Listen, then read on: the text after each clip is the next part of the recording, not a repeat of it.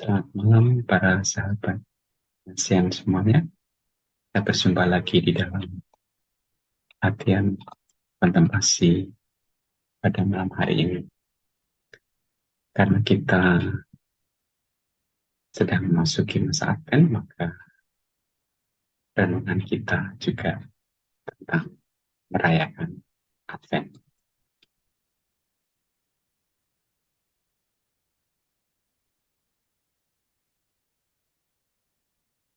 Mari kita mengawali dengan doa pembuka. Dalam nama Bapa dan Putra dan Roh Kudus. Amin.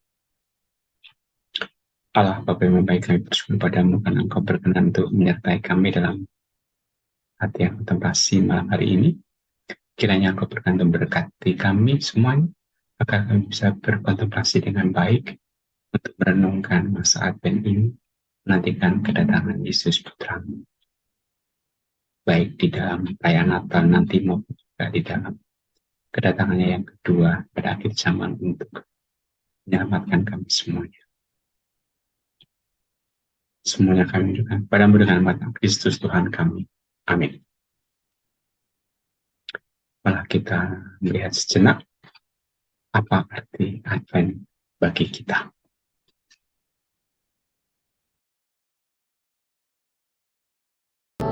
Masa Advent menurut Gereja Katolik.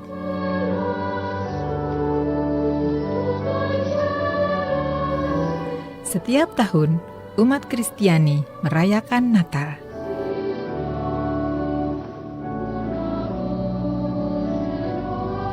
Bagi banyak orang, Natal dan Advent itu identik dengan pohon Natal, kandang Natal, dan hadiah Natal. Bagi umat Katolik, perayaan Natal didahului dengan persiapan masa Natal, yaitu masa Advent, yang merupakan masa persiapan menyambut kedatangan Kristus. Tradisi Advent sendiri mulai dirayakan dalam lingkungan gereja Katolik di Spanyol dan Perancis sekitar abad keempat. Advent dalam gereja Katolik adalah nama periode sebelum Natal. Nama Advent diambil dari kata Latin Adventus, yang artinya adalah kedatangan. Dalam masa Advent, umat Kristen Katolik Roma menyiapkan diri untuk menyambut pesta Natal dan memperingati kelahiran dan kedatangan Yesus yang kedua kalinya pada akhir zaman. Persiapan itu dilakukan baik dalam perayaan-perayaan liturgis maupun dalam hidup rohani pribadi. Kedua arti di atas tersebut didasarkan atas catatan-catatan historis gereja abad keempat dan kemudian dipertegas dan dipertahankan kembali dalam Konsili Vatikan II yang pada saat itu melakukan pembaharuan liturgi. Katekismus Gereja Katolik menuliskan, dalam perayaan liturgi Advent, gereja menghidupkan lagi penantian akan Mesias. Dengan demikian, umat beriman mengambil bagian dalam persiapan yang lama menjelang kedatangan pertama penebus dan membaharui kerinduan akan kedatangannya yang kedua. Dengan merayakan kelahiran dan mati syahid Sang Perintis, gereja menyatukan diri dengan kerinduannya. Ia harus semakin besar dan aku harus makin kecil. Sementara itu, Direktorium tentang Kesalehan Umat dan Liturgi tahun 2002 mengatakan bahwa Advent adalah masa pertobatan seperti dikutip dari para nabi terdahulu, lebih khusus Yohanes Pembaptis. Bertobatlah, karena kerajaan surga sudah dekat. Pertobatan ini merupakan penyesalan atas dosa bagi umat Allah untuk mempersiapkan diri secara spiritual. Persiapan yang terbaik adalah dengan lebih sering menerima sakramen Ekaristi dan juga menerima sakramen tobat. Masa Advent terbagi atas 4 minggu dengan tema sentral yaitu penantian. Advent selalu mulai pada hari Minggu yang terdekat dengan tanggal 30 November atau peringatan Santo Andreas, atau antara tanggal 27 November dan 3 Desember, dan berlangsung sampai malam Natal 24 Desember. Maka, panjangnya masa Advent per tahun berbeda-beda. Tetapi sebuah masa Advent selalu terdiri dari 4 hari Minggu. Pada masa Advent, para pastor atau imam biasanya mengenakan toga atau kasula berwarna ungu. Di gereja ditempatkan sebuah lingkaran Advent atau simbol kehidupan kekal, yaitu rangkaian daun cemara yang di dalamnya diletakkan 3 batang lilin ungu dan 1 lilin berwarna merah jambu. Lilin pertama, lambang harapan. Lilin kedua, simbol kesetiaan dan cinta. Lilin ketiga, lambang sukacita atau gaudete. Lilin keempat adalah lilin malaikat, simbol damai. Lilin-lilin itu dinyalakan sebagai berikut. Minggu pertama, sebatang lilin ungu. Minggu kedua, 2 batang lilin ungu. Minggu ketiga atau gaudete, 2 batang lilin ungu dan 1 lilin merah jambu. Minggu keempat, 3 batang lilin ungu dan 1 lilin merah jambu. Malam Natal, keempat lilin dan 1 lilin Natal berwarna putih di tengah rangkaian lilin Advent. Hari Raya Natal, semua lilin dinyalakan. Lilin dan warna liturgi ungu melambangkan warna pertobatan dan penyesalan yang ditandai oleh masa puasa. Seringkali sebatang lilin putih dinyalakan di tengah lingkaran. Ini adalah lilin Kristus atau lilin Natal yang melambangkan kelahiran Kristus. Lilin ini dinyalakan pada malam Natal atau pada hari Natal itu sendiri. Pada abad ke-16, lingkaran Advent juga mulai dipasang di rumah-rumah keluarga Kristiani.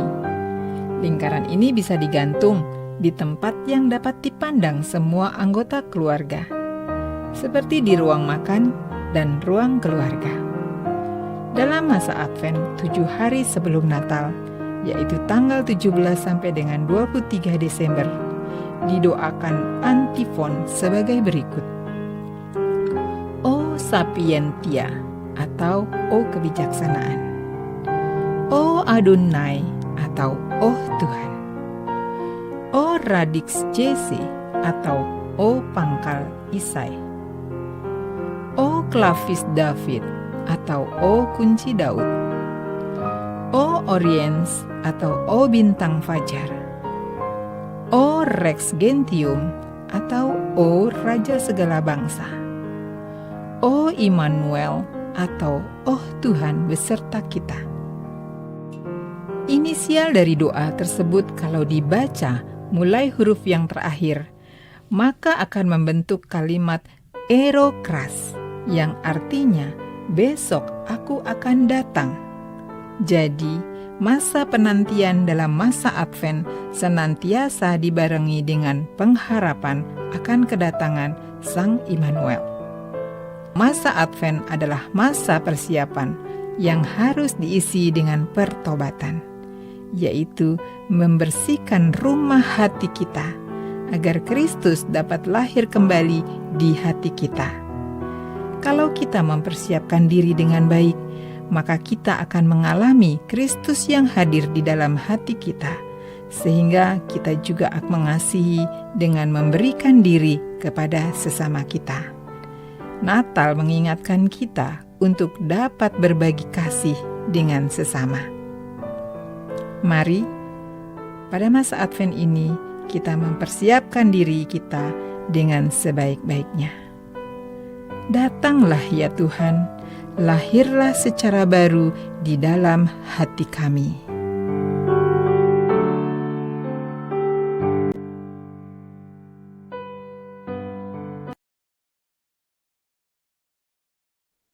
Nah, jadi pada masa Advent ini kita diajak bersama untuk menyiapkan hati kita,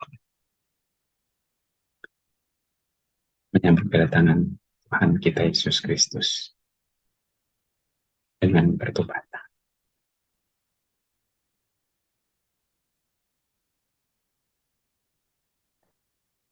Sekarang malah kita akan bacaan untuk renungan kontemplasi kita. Di dalam penjara, Yohanes mendengar tentang pekerjaan Kristus, lalu menyuruh murid-muridnya bertanya kepadanya, "Engkaukah yang akan datang itu atau haruskah kami menantikan orang lain?" Yesus menjawab mereka, "Pergilah dan katakanlah kepada Yohanes apa yang kamu dengar dan apa yang kamu lihat. Orang buta melihat, orang lumpuh berjalan, orang kusta menderita, orang tuli mendengar, orang mati dibangkitkan, dan kepada orang miskin diberitakan kabar baik. Dan berbahagialah orang yang tidak menjadi kecewa dan menolak aku." Setelah itu, para murid Yohanes pergi. Mulailah Yesus berbicara kepada orang banyak tentang Yohanes.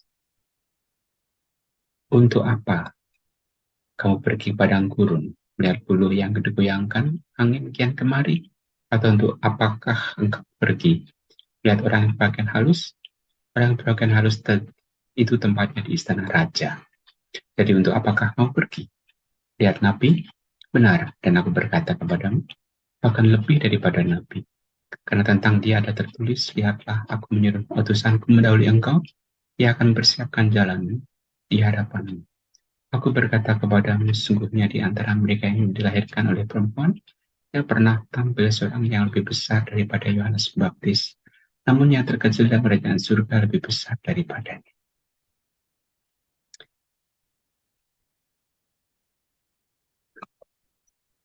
Kita sekarang melihat video.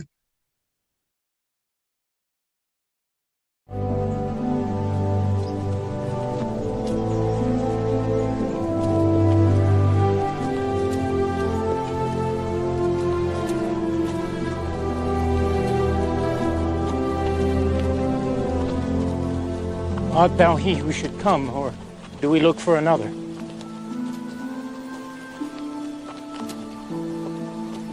Go and show John again those things which ye do hear and see. The blind receive their sight, and the lame walk. The lepers are cleansed, and the deaf hear. The dead are raised up, and the poor have the gospel preached unto them.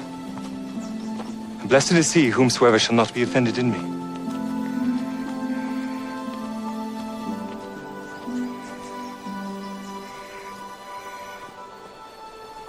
What went ye out into the wilderness to see? A reed shaken with the wind? But what went ye out for to see? A man clothed in soft raiment? Behold, they that wear soft clothing are in kings' houses. But what went ye out for to see? Prophet? Yea, I say unto you, and more than a prophet. For John is he of whom it is written, Behold, I send my messenger before thy face, who shall prepare thy way before thee. Verily, I say unto you, among them that are born of women, there hath not risen a greater prophet than John the Baptist. Notwithstanding, he that is least in the kingdom of heaven is greater than he.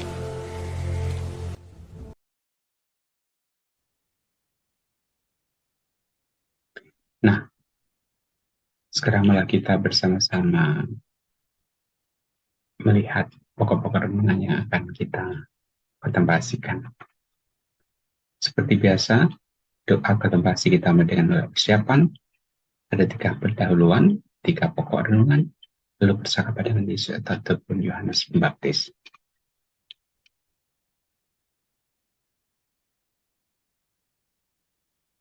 Nah, pendahuluan yang pertama kita mengingat cerita yang akan kita kontemplasikan, yaitu Tuhan kita Yesus Kristus dan Yohanes Pembaptis. Lalu pendahuluan yang kedua kita bayangkan tempat angan-angan di mana Tuhan kita Yesus Kristus mengajar dan memberitakan Injil.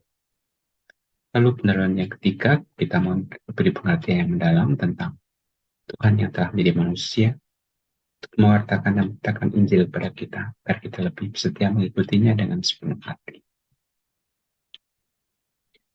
Lalu pokok yang pertama, di penjara, Yohanes mendengar tentang pekerjaan Kristus, kemudian menyuruh murid-muridnya bertanya kepadanya, "Engkaukah yang akan datang itu, atau haruskah kami melanjutkan orang lain?"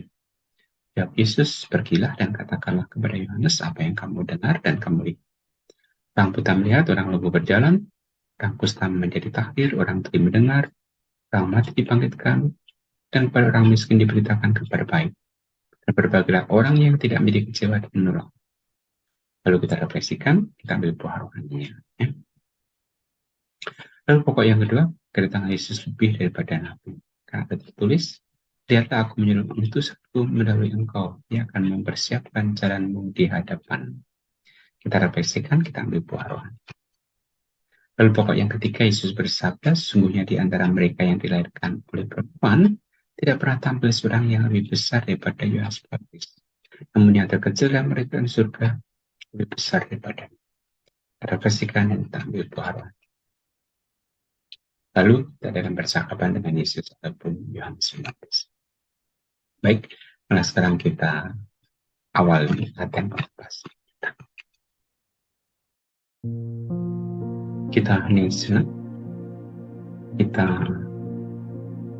merasakan kehadiran Tuhan. Kita menyadari suara-suara sekitar, nafas kita, perasaan pada tubuh kita. Terasakan kehadiran Tuhan melalui semua itu. Ya Allah, Tritunggal Maha Kudus yang pantas disembah, lihatlah aku yang bersujud di hadapan-Mu untuk menyatakan baktiku kepadamu, Allah yang Maha. Persembahkan kepadamu segala gagasan, keinginan, keputusan-keputusanku selama waktu ini. Tidak pantaslah aku ya Tuhanku menerima terang dan pertolongan baru, karena aku telah menyalahgunakan anugerah-Mu. Tapi aku datang kepadamu menyerah bulat-bulat seperti pada seorang ayah yang baik dan marah. Dan lebih jasa-jasa Yesus menebusku lewat Santa Maria Bundaku, serta sekalian Orang Kudus pelindungku, aku mohon, sudahlah Engkau menganugerahkan rahmat-Mu agar aku dapat mencarimu dengan sepenuh hati, dengan rendah hati dan setiamu, memberi tanpa kecuali. Amin.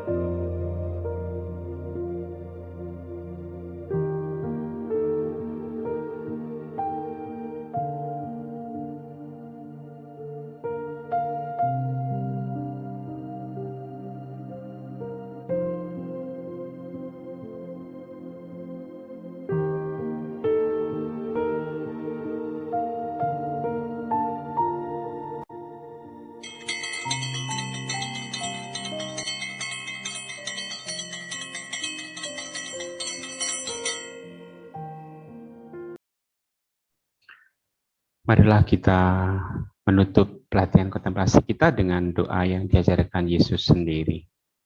Bapa kami yang ada di surga, dimuliakanlah namamu, datanglah kerajaanmu, jadilah kehendak-mu di atas bumi seperti di dalam surga.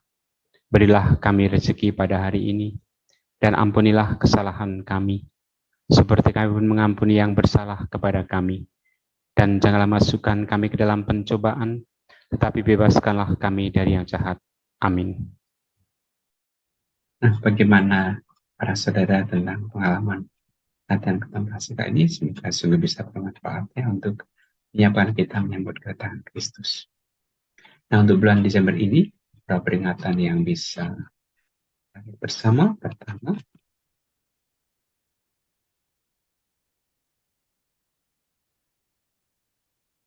tanggal 1 Desember kita meringati Santo Edmund Campion, Santo Robert Southwell, dan para martir Inggris Jesuit.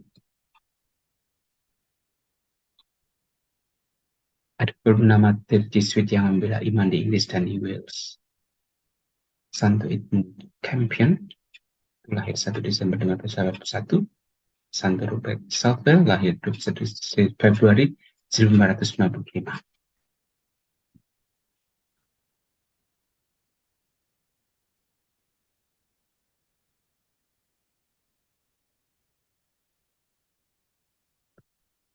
Lalu tanggal 1 Desember juga kita memperingati Beato Dionysius dan Redemptus Acutis. Mereka adalah martir di Indonesia.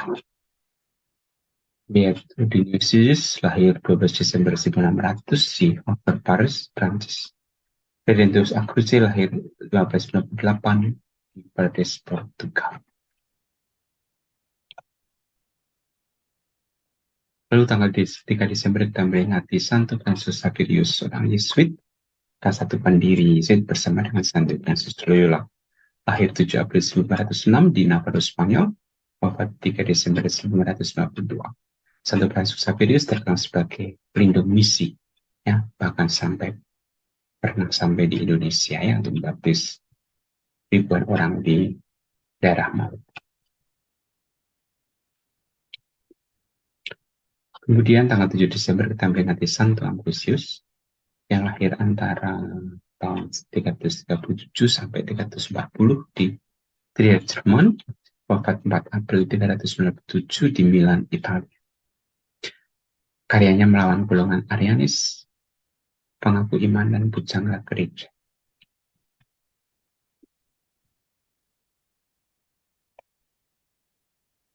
Pada tanggal 8 Desember kita memperingati Santa Maria dikandung tanpa noda dosa. Lalu tanggal 12 Desember kita memperingati Santa Maria dari Guadalupe.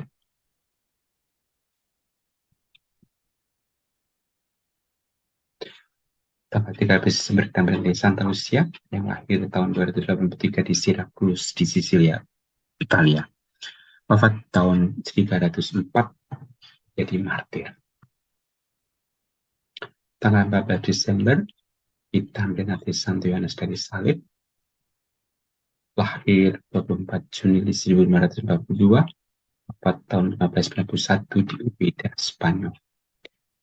Karyanya Pembaharu Ordo Karmel. Kemudian tanggal 21 Desember kita memperingati Santo Petrus Canisius. Lahir 8 Mei 1921 di Nieuwen, Belanda. Lalu wafat 21 Desember 1597 di Fribourg, Swiss. Karyanya pendiri sekolah, kolose, serta seminari, mengajar, berkhotbah, menguatkan para rohaniwan yang mengalami krisis panggilan. Tanggal 26 Desember kita memperingati Santo Stefanus yang lahir hidup pada abad pertama, wafat sekitar tahun ketiga, bersaksi akan kebenaran Allah dan memberitakan Injil serta mengadakan tanda-tanda dan mujizat-mujizat di rumah-rumah ibadat Yahudi Helenis.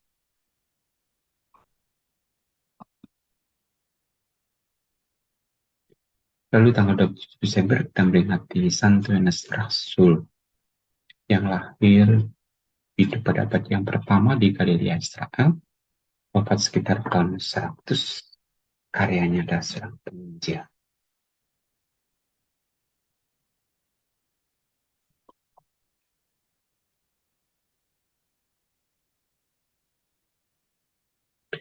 Tanggal 28 Desember kita menyambut pesta kanak-kanak suci, mereka yang dibunuh ketika Yesus lahir.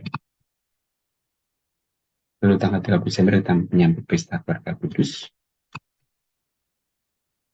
Tentu saja 25 Desember kita merayakan Natal. Ya.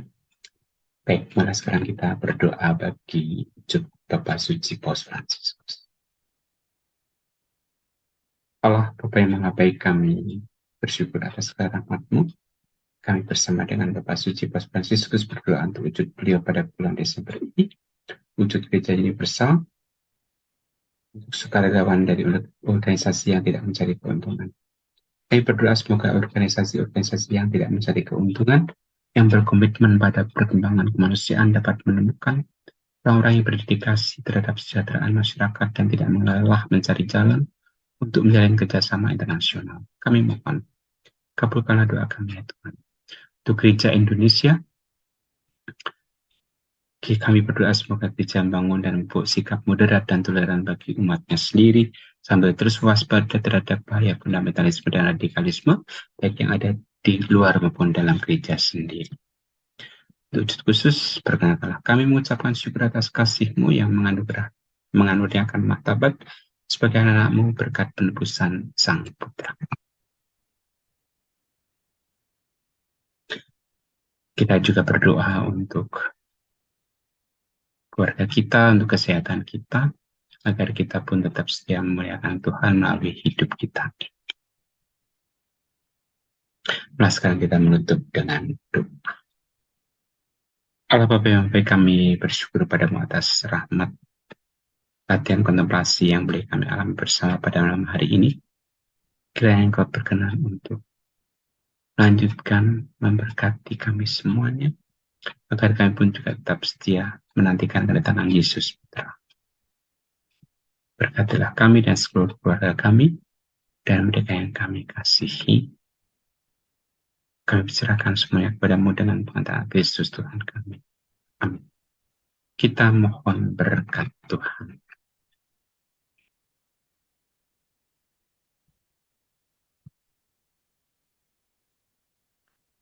Tuhan bersamamu. Semoga kita semuanya, mereka yang kita doakan dan ucapkan berkat Allah yang kuasa, Bapa dan Putra dan Roh Kudus. Amin. Nah, para terkasih, dengan demikian latihan kontemplasi kita sudah selesai. Malah kita bersama berlatih tekun setia kontemplasi dalam hidup kita sehari-hari. Tuhan memberkati berkata.